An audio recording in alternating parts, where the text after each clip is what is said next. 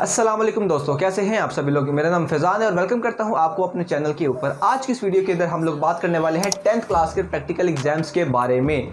आप में से बहुत से बच्चों का सवाल ये था कि भैया प्रैक्टिकल एग्जाम्स को कैसे अटेम्प्ट किया जाता है, क्या ये जिन की तरह है जो कि हम लोगों को क्या बहुत ज़्यादा मुश्किल है ये एग्जाम, जो हम कैसे इसमें पूरे नंबर ले सकते हैं और कैसे हम लोग अपने प्रैक्टिकल एग्जाम्स को अच्छे तरीके से परफॉर्म कर सकते हैं। आज की इस वीडियो के अंदर मैं आप लोगों को प्रैक्टिकल एग्जाम्स का पूरा पैटर्न 9th और 10th क्लास दोनों के हवाले से, और इसके साथ साथ आपको मैं आपको ये भी बताऊंगा कि आपने अपनी प्रैक्टिकल बुक्स को कैसे आपने सॉल्व करना है, कैसे आपने उसको अटेम्प्ट करना है और आपने वाइवा के अंदर किन चीज़ों को प्रिपेयर करना है और बेसिकली कैसे आप 100% मार्क्स ले सकते हैं अपने प्रैक्टिकल के एग्जाम के अंदर। अब यहाँ पर बहुत से बच्चों का सवाल ये होता है कि भैया क्या यहाँ पर सिफारिश चलती है, तो मैं यहाँ पर कहूँगा कि यार सिफारिश चलती है, लेकिन उन लोगों को बिल्कुल टेंशन लेने की ज़रूरत नहीं है जिनकी कोई सिफारिश नहीं है, बिल्कुल मेरी तरह। क्योंकि मेरे साथ जो कुछ दोस्त इस तरह के थे हमारी क्लास के अंदर जिसकी कुछ बहुत स्ट्रॉन्ग सिफारिश थी, और उनके अगर मैं आपको सीरियसली बताऊं तो उनके मेरे से कम नंबर आए थे प्रैक्टिकल एग्जाम्स के अंदर, और मेरी कोई सिफारिश नहीं थी। जो भी था मेरी मेहनत थी, और उस मेहनत के बलबूते के ऊपर मैंने अपने प्रैक्टिकल एग्जाम में बहुत ज़्यादा अच्छा स्कोर किया था। ऑलमोस्ट मेरे 97% मार्क्स थे प्रैक्टिकल के अंदर। अब वो जो 3 मार्क्स मेरे कहाँ कटे वो भी मैं आपको इस वीडियो के दौरान बताऊंगा, ताकि आप लोगों को थोड़ी बहुत मिस्टेक्स के बारे में भी पता चल सके और आप लोग उन मिस्टेक्स को ना कर आएँ और अपने एग्जाम के अंदर पूरे नंबर लेकर आएँ। तो आपने इस वीडियो को स्टार्ट से लेकर एंड तक देखना है, क्योंकि इस वीडियो में बहुत ज़्यादा इन्फॉर्मेशन होने वाली है। वीडियो की लेंथ थोड़ी ज़्यादा हो सकती है क्योंकि मैंने क्वालिटी पर बिल्कुल भी कोई कॉम्प्रोमाइज़ नहीं किया है। तो चलिए बढ़ते हैं आज की इस वीडियो के अंदर। बस जल्दी से आप लोग क्या करें, इस वीडियो को लाइक कर दें और साथ इस चैनल को सब्सक्राइब कर दें, ताकि आपको फ्यूचर के अंदर आपके बोर्ड एग्जाम से रिलेटेड और बहुत ज़्यादा एजुकेशनल वीडियोस मिलती रहे। तो चलिए आज की इस वीडियो को स्टार्ट करते हैं। सो फर्स्ट ऑफ ऑल हम बात करते हैं अपने प्रैक्टिकल एग्जाम्स के पेपर पैटर्न की तरफ, क्योंकि अब हमारे पास यहाँ पर आप लोगों ने जब अपने 10th क्लास के बोर्ड एग्जाम दिए हैं और वो बच्चे जो कि 9th क्लास में थे जो अब 10th क्लास में आ गए हैं, इन्होंने इस साल अपने एग्जाम देने हैं। और बेसिकली जनरली होता क्या था कि आपके 9th और 10th क्लास के जो प्रैक्टिकल एग्जाम थे वो एक साथ होते थे, यानी कि आपको एक ही पेपर आता था जिसमें एक क्वेश्चन 9th क्लास से पूछा जाता था, एक क्वेश्चन 10th क्लास से पूछा जाता था। लेकिन इस time right now this year 2022 के जो बोर्ड एग्जाम्स हैं उसमें चूंकि जो 9th क्लास के बच्चे थे उनका स्मार्ट सिलेबस था, इसीलिए उन्होंने पूरा एक पेपर नहीं पढ़ा। तो वो बच्चे जो कि इस टाइम 10th क्लास का प्रैक्टिकल एग्जाम देंगे वो सिर्फ और सिर्फ 10th क्लास के पोर्शन के अंदर से ही क्वेश्चन आएगा और उन्हीं में से पूछा जाएगा। 9th क्लास का वो नहीं करेंगे। लेकिन इसके बाद वाले जो बच्चे इस वीडियो को देख रहे हैं जो कि 23, 24 आगे फर्दर ईयर्स है, उनके 9th और 10th दोनों क्लासेस के प्रैक्टिकल होने वाले हैं। तो इसलिए मैं दोनों से रिक्वेस्ट करूंगा कि वो इस पूरी वीडियो को देखें। सो बात स्टार्ट करते हैं। सबसे पहले हम लोग 10th क्लास के प्रैक्टिकल एग्जाम्स के बारे में। इसमें सबसे पहले मैं आपको बता देता हूँ टोटल मार्क्स। अब टोटल मार्क्स जो साइंसेस के जो सब्जेक्ट्स है, फॉर एग्जांपल आपके पास यहाँ पर केमिस्ट्री है, बायोलॉजी है और फिजिक्स है, इनके प्रैक्टिकल मार्क्स से जो मार्क्स होते हैं वो होते हैं 30। लेकिन जो कंप्यूटर साइंस के बच्चे हैं उनके प्रैक्टिकल मार्क्स होते हैं कितने, 50। यानी कि आपके केमिस्ट्री, फिजिक्स और बायोलॉजी इन तीनों के 30 मार्क्स होंगे। लेकिन जो कंप्यूटर का जो सब्जेक्ट है उसके कितने मार्क्स होंगे, 50 मार्क्स होंगे। इसके बाद हम टाइम की बात करते हैं। टाइम आपके पास 2 आवर्स होता है सारे प्रैक्टिकल्स के लिए। आप लोगों ने जिस भी सब्जेक्ट का प्रैक्टिकल देना है, यानी कि आप 2 आवर्स के अंदर ही आपको सारा काम करना पड़ेगा जो भी आप लोगों ने काम करना है। इसके बाद हम लोग बात करते हैं। अब आपके पास यहाँ पर 4 क्वेश्चंस आते हैं बेसिकली। जिस तरह आप लोगों ने अपने बोर्ड एग्जाम्स के अंदर आपको सब्जेक्टिव टाइप आया था ना, बिल्कुल इसी तरीके से आपको यहाँ पर भी एक सब्जेक्टिव टाइप आएगा जिसके अंदर क्वेश्चंस लिखे गए होंगे। इसको अटेम्प्ट करने से पहले आपके पास एक शीट आएगी जहाँ पर आप लोगों ने बेसिकली सारा अपना डिटेल्स वगैरह देनी होंगी, रोल नंबर, नाम, सेक्शन, वो सारा कुछ आप लोगों ने देना होगा। ठीक है, उसकी बात हम लोग करेंगे वीडियो के थोड़े से एंड पर, जिसमें मैं आपको पूरा सिनेरियो पेश करके बताऊंगा कि फॉर एग्जांपल एक बच्चा है जो कि प्रैक्टिकल देने जा रहा है तो उसके साथ कौन कौन सी चीज़ें होंगी, क्योंकि आप लोग पहली मतलब प्रैक्टिकल एग्जाम दे रहे हैं इसलिए आपको थोड़ा सा आइडिया नहीं होगा, तो वो वाला सेक्शन आपने मिस नहीं करना। ठीक है, तो हमारे पास यहाँ पर 4 क्वेश्चन होंगे। क्वेश्चन नंबर 1 जो होगा वो होगा आपके पास 12 मार्क्स का। ये मैं भी बात कर रहा हूँ हमारे पास जो 30 मार्क्स का पेपर है उसके लिए। क्वेश्चन नंबर 1 होगा 12 मार्क्स का। क्वेश्चन नंबर 2 होगा हमारे पास, वो भी 12 मार्क्स का होगा। और क्वेश्चन नंबर 3 होगा हमारे पास नोटबुक। ठीक है, जो कि आपकी प्रैक्टिकल बुक होगी जो कि आपने सारा साल लिखी है या आप लोगों ने अभी बनी बनाई भी ले ली है, हम उसके बारे में भी बात करेंगे लेकिन जब टाइम आएगा उस तब। तो नोटबुक के कितने नंबर है, 3 मार्क्स हैं। और जो वाइवा होगा उसके कितने मार्क्स हैं, 3 मार्क्स हैं। अब बहुत बच्चों को वाइवा का आइडिया नहीं होता। वाइवा बेसिकली होता है कि आपसे वो सुनेंगे कुछ ना कुछ, कोई भी चीज़ आपसे जनरली पूछ ली जाएगी उस सब्जेक्ट से रिलेटेड। फॉर एग्जाम्पल अगर केमिस्ट्री का प्रैक्टिकल देने जा रहे हैं तो आपसे वो जनरल कोई भी क्वेश्चन नहीं कर सकते हैं कि केमिस्ट्री क्या होती है, या आपके पास एवोगाड्रोस नंबर क्या होता है, या आपके पास ये तो 9th क्लास के ना 10th क्लास के अंदर और भी कुछ टेस्ट वगैरह या कुछ भी आप लोगों से कोई भी छोटा मोटा सवाल पूछ लिया जा सकता है। ठीक है, मैं आपको यहाँ पर कुछ शॉर्ट ट्रिक्स भी बताऊंगा जो क्योंकि आपको मार्क्स लेने में आपकी हेल्प कर रही होंगी। अब जो हमारे पास क्वेश्चन नंबर 1 होगा उसके 2 पार्ट्स होंगे, ए और बी। इन दोनों में से आपने कोई सा एक पार्ट करना होगा। इसके बाद हमारे पास क्वेश्चन नंबर 2 होगा, उसके भी 2 पार्ट्स होंगे, ए और बी, ठीक है। इनमें से भी आपने कोई सा भी एक सवाल करना होगा, यानी कि एक क्वेश्चन, ये आपके पास 2 क्वेश्चन है जिसके 4 पार्ट्स हैं। इन 4 पार्ट्स में से आपके 2 की चॉइसेस है, तो आपने 2 पार्ट्स करने हैं। 2 पार्ट्स में से एक पार्ट के नंबर हैं 12, तो दूसरे के भी 12, तो कितने हो गए? ये 24 मार्क्स हो गए।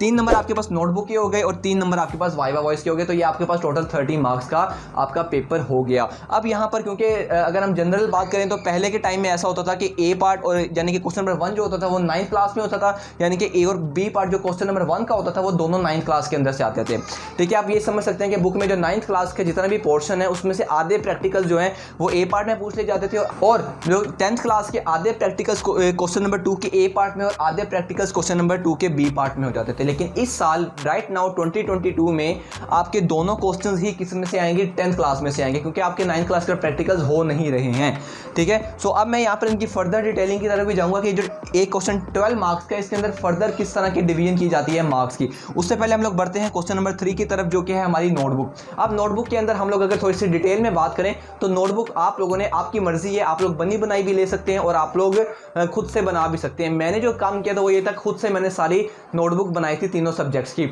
अब अगर आप लोग बनी बनाई ले रहे हैं जाकर कहीं से भी, तो आपने बस कुछ चीज़ों का ख्याल रखना है। पहला ख्याल आप लोगों ने ये रखना है कि उस नोटबुक के जो पेजेस हैं, या फर्स्ट ऑफ ऑल जो आपके पास नोटबुक के जो प्रैक्टिकल्स हैं वो वही होने चाहिए जो कि आपने टॉपिक्स पढ़े, क्योंकि बहुत मरतबा ऐसा होता है, स्कैम्स काफ़ी ज़्यादा होते हैं कि नोटबुक में वो प्रैक्टिकल्स या वो टॉपिक्स होते ही नहीं है जो हमारी बुक के अंदर लिखे हुए। तो आपने सबसे पहले इस चीज़ को देखना है।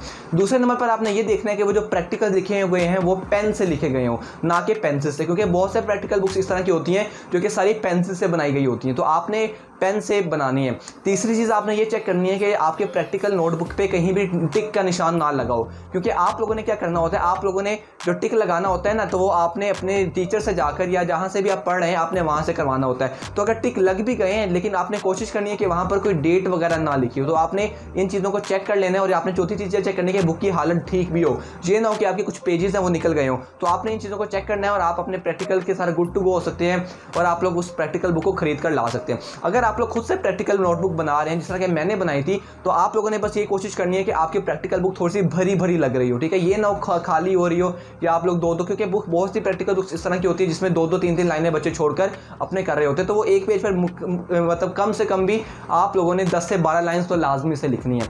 और प्रैक्टिकल नोटबुक के अंदर आपने हेडिंग्स लाजमी से बनानी है, ठीक है। ये वो सजेशन है जो कि अगर आप लोग खुद से प्रैक्टिकल बुक बना रहे हैं, फर्स्ट ऑफ ऑल आपने ये बात दिमाग से बिल्कुल निकाल देनी है कि मैं मेहनत ज़्यादा कर रहा हूँ लेकिन इसके मार्क्स तो सिर्फ 3 हैं, ठीक है। तो आपने बस ये दिमाग में रखना है, आप जितनी मेहनत करेंगे आपको उतना ज़्यादा रिजल्ट मिलेगा। वो मे भी जो आपने इतनी मेहनत की है उसका मार्क्स आपको 3 तो मिल रहे हो, लेकिन इन बाकी चीज़ों में भी आपके वो नंबर्स ऐड हो रहे हो आपकी मेहनत के, एफर्ट के। तो आपने इस चीज़ को बिल्कुल दिमाग से निकाल देना है। इसके बाद हम लोग चलते हैं क्वेश्चन नंबर 4 जो कि हमारे वाइवा है। अब वाइवा के अंदर फर्स्ट ऑफ ऑल अगर आप लोगों ने 9th और 10th क्लास के अंदर आपने अच्छा याद किया था, अच्छी तैयारी की थी, तो आप लोगों के लिए वाइवा कोई भी देना मुश्किल नहीं है। लेकिन अगर आप में से कुछ बच्चे जो कि भूल गए हैं उन चीज़ों को यार कि वो क्या चीज़ें थी, तो आप लोग क्या कर सकते हैं, आपकी प्रैक्टिकल बुक के बिल्कुल लास्ट पर आपके पास कुछ क्वेश्चन दिए गए होते हैं वाइवा से रिलेटेड, तो आप लोगों ने क्या करना है, उनको एक मरतबा पढ़ लेना है। इस तरह पढ़ लेना है कि आपके सामने अगर कोई चेकर आपसे कोई सवाल पूछे तो आप लोग उसको जवाब दे सको। और ये चीज़ें बहुत कम होती हैं कि आपसे वाइवा पूछा जाए, आपकी नोटबुक अच्छे तरीके से चेक की जाए। वो हम लोग अभी सिनेरियो केस के अंदर बात करते हैं इसकी। अब जो हमारे पास क्वेश्चन नंबर 1 और क्वेश्चन नंबर 2 है, अब इसको प्रैक्टिकल के जरिए अटेम्प्ट करने का मैं आपको कुछ चीज़ें बता देता हूँ। देखिए अब प्रैक्टिकल के अंदर हमारे पास जो है वो, अब यहाँ पर मैं क्वेश्चंस के यहाँ पर थोड़ी सी नंबरिंग कर देता हूँ कि आप लोगों ने क्वेश्चंस कौन कौन से अटेम्प्ट करने होते हैं, ठीक है। अब आपने अगर क्वेश्चन नंबर 1 है, इसके अंदर कुछ मेन हेडिंग्स होती हैं जो कि आप लोगों ने एहतियात से देनी है। अब वो मेन हेडिंग्स कौन कौन से हैं वो मैं आप लोगों को बता देता हूँ। सबसे पहले आप लोगों के जो कुछ नंबर्स होते हैं वो होते हैं आपके यहाँ पर अपरेटस को लिखने के, ठीक है। अपरेटस आप लोग जानते हैं क्या होता है। अपरेटस होता है बेसिकली वो सारे इंस्ट्रूमेंट्स जो कि आप लोगों को चाहिए होते हैं अपने प्रैक्टिकल को परफॉर्म करने के लिए। इसके बाद आप लोगों के कुछ नंबर्स होते हैं जो कि प्रोसीजर लिखने के होते हैं, ठीक है। प्रोसीजर में क्या होता है, बेसिकली आपने स्टेप वाइज बताना होता है कि मैंने प्रैक्टिकल के अंदर क्या क्या काम किया है। वो ऑब्वियसली बहुत कम ऐसे सेंटर्स होते हैं जहां पर आपको प्रैक्टिकल परफॉर्म कराया जाता है। ज़्यादातर में क्या होता है, ऑलमोस्ट 80 to 90% में क्या होता है, आपके प्रैक्टिकल्स परफॉर्म नहीं कराए जाते, ठीक है। लेकिन आपने उसका प्रोसीजर लाजमी से लिखना होता है। इसके बाद आप लोगों ने जो काम करना होता है वो होता है उसका रिजल्ट, ठीक है। अब आपने रिजल्ट के आपके पास नंबर, तो ये जो आपके 12 मार्क्स हैं, ठीक है, ये 12 मार्क्स आपके इन तीनों हिस्सों पे डिवाइड हुए होते हैं। तो आप लोगों ने इन तीनों की बेसिकली हेडिंग्स बनानी है और बिल्कुल ही आपका जिस तरह आपका सब्जेक्टिव पेपर था बोर्ड एग्जाम के अंदर वैसा ही पेपर होगा। इसका मतलब है कि आप लोगों ने वही प्रेजेंटेशन करनी है, वही नीट काम करना है, कटिंग से बाद आना है, ठीक है, बचना है कटिंग से, और आपने कोशिश करनी है कि आपके प्रोसीजर अच्छा हो क्योंकि प्रोसीजर के सबसे ज़्यादा मार्क्स होते हैं। इसके बाद अगर कोई डायग्राम आ रही है या कोई ग्राफ आ रहा है वो आप लोगों के एक्स्ट्रा चीज़ें ऐड हो जाती हैं, ठीक है। अब यहाँ पर एक चीज़ बच्चे यहाँ पर थोड़ी सी मिस्टेक कर सकते हैं, वो ये है कि अब यहाँ पर क्योंकि कभी कभार प्रैक्टिकल होता है काफ़ी लंबा हो जाता है, लेकिन वहाँ पर आपको सिर्फ 4 साइडेड की शीट मिलती होती है, ठीक है, इससे ज़्यादा शीट आपको नहीं मिलती। तो आपने दोनों प्रैक्टिकल जो है वो उन चारों साइड पर करना है, यानी कि एक शीट दी जाती है, इससे ज़्यादा शीट्स आपको नहीं मिलती हैं। तो आपने इस चीज़ का ख्याल रखना है कि आपके पहले से ही उस मुनासिब लेंथ पे करें कि आपका वो एक मतलब कि एक पूरी शीट के ऊपर आपके दोनों प्रैक्टिकल्स आ जाएं। इस चीज़ का आप लोगों ने लाजमी से ख्याल रखना है। तो अब हमारे पास यहाँ पर पैटर्न भी हो गया, हमारे पास यहाँ पर सारा मैंने आपको चीज़ें बता दी। अब आपको थोड़ी सी सिनेरियो बेस्ड चीज़ें बताता हूँ कि आप लोगों ने बेसिकली आपके साथ होगा क्या जब आप लोग अपने प्रैक्टिकल एग्जाम के अंदर जाएंगे। सो फर्स्ट ऑफ ऑल हम लोग नेट करते हैं, एक बच्चा है XYZ नाम का, ठीक है, वो प्रैक्टिकल देने गया है। फर्स्ट ऑफ ऑल आपका आपने अपने जो रोल नंबर स्लिप है वहाँ पर आपको सेंटर दिया गया होता है कि आपका इस फलां सेंटर में बनेगा, और ये ज़रूरी नहीं है कि जहाँ पर जिस सेंटर में आपका एग्जामिनेशन हॉल में आपका बोर्ड के एग्जाम हुआ था वहीं पर आपका प्रैक्टिकल एग्जाम भी हो। प्रैक्टिकल एग्जाम आपका अलहदा भी हो सकता है किसी और सेंटर में। तो आपने टाइम पर पहुंच जाना है, बेशक टाइम से आधा घंटा पहले ही एग्जामिनेशन सेंटर में पहुंच जाए। जब आप वहां पर जाएंगे तो आपकी वहां पर चेकिंग वगैरह होगी। आप लोगों ने यहाँ पर आप ख्याल कीजिएगा कि आपने कैलकुलेटर वगैरह आप एहतियात के तौर पर ले जाइएगा, क्योंकि कभी कभार होता है कोई कैलकुलेशन करनी पड़ जाती है। रिमूवर वगैरह का इस्तेमाल आपने नहीं करना है, ठीक है। आपकी चेकिंग होगी, आपको अंदर भेज दिया जाएगा। अब वहाँ पर जिस सेंटर में जाएंगे उसकी आप बहुत ज़्यादा चांसेस है कि आप उनकी लैब्स के अंदर जाएं, ठीक है। केमिस्ट्री की लैब हो गई, फिजिक्स लैब हो गई, कंप्यूटर लैब हो गई, बायो लैब हो गई, ठीक है। वहाँ पर जाएंगे। अब वहाँ पर आपके जिस तरह आपके एग्जामिनेशन सेंटर में आपके टेबल्स या चेयर्स पर आपका रोल नंबर लिखा गया होता था, वहाँ पर क्या होगा, आपके बेंचेस या आपके जो टेबल्स होंगे उनके ऊपर वहाँ पर आपका रोल नंबर लिखा गया होगा। आपने जाकर सिंपल वहाँ जाकर बैठ जाना है, ठीक है। तो वहाँ बैठने के बाद आपका पेपर स्टार्ट होगा। आपको पहले एक शीट दी जाएगी, शीट के ऊपर आप लोगों ने अपना वही डिटेल्स वगैरह एंटर करनी होंगी। उसके बाद आप लोगों को आंसर शीट दी जाएगी, जहाँ पर आप लोगों ने अपना रोल नंबर वगैरह लिखने के बाद आपको ये एक सब्जेक्टिव पेपर दे दिया जाएगा, ठीक है। आपने सब्जेक्टिव पेपर से आपका फिर टाइम स्टार्ट हो जाएगा। अब इस दौरान में काफ़ी बच्चे होंगे जो कि आपसे बहुत ज़्यादा आपको तंग करेंगे, आप लोगों से पूछेंगे कि भैया ये प्रैक्टिकल करा दो यार, भाई ये करा दो यार, ये आता है यार, मुझे नहीं आता यार, मैं प्रैक्टिकल तैयार करके, यार मुझे तो पता ही नहीं था प्रैक्टिकल का। तो ये सारी चीज़ें आप लोगों को फेस करनी पड़ेंगी। बस आपने खुद वहाँ पर इस चीज़ को आपने सफ़र करना है और आप लोगों ने इस चीज़ से बचना है, ठीक है। आप लोग साथ में ये कह सकते हैं कि यार मैं भी अभी पहले अपना कर लूँ फिर तो मैं करा दूंगा, और बाद में बेशक आप लोग ना भी कराइएगा, ठीक है। अब यहाँ पर सिफारिश वाले जो बच्चे हैं यार, बहुत ज़्यादा ना यही टेंशन होती है बच्चों को कि यार इस बच्चे की तो सिफारिश लगी हुई है, यार मेरा क्या होगा, यार मैंने तो कोई सिफारिश नहीं है, यार मैं कैसे करूँगा। तो आपने अपने ऊपर बिलीव रखना है सबसे पहले, क्योंकि अगर आपका अपने ऊपर बिलीव होगा ना फिर आपको ये टेंशन नहीं होगी कि अगले बंदे की सिफारिश लगी, क्योंकि वो एक अलहदा चीज़ हो जाएगी, ठीक है। आपको अपनी मेहनत पर बिलीव होना चाहिए कि यार मैंने मेहनत की है तो मुझे इसके मार्क्स मिलेंगे और मैं मार्क्स लेकर दिखाऊंगा, ठीक है। सो आप लोगों ने इन चीज़ों का ख्याल रखना है, क्योंकि बहुत से बार ऐसा होता है कि बच्चों के जितनी मर्जी बड़ी सिफारिशें लग रही है उनके नंबर कम आ रहे होते हैं, बाद में वो किसी को कह भी नहीं सकते कि यार मैंने आपको सिफारिश के लिए कहा था तो आपने नंबर कम लगवाया, ठीक है। तो जिस बच्चे की सिफारिश नहीं है वो हर तरह से फ्री है, हर तरह से वो बिल्कुल अपने बेस पर है, ठीक है। तो आप लोगों ने इस चीज़ का बिल्कुल दिमाग में नहीं रखना कि अगले बंदे की सिफारिश लगी है, लगती है तो लगे,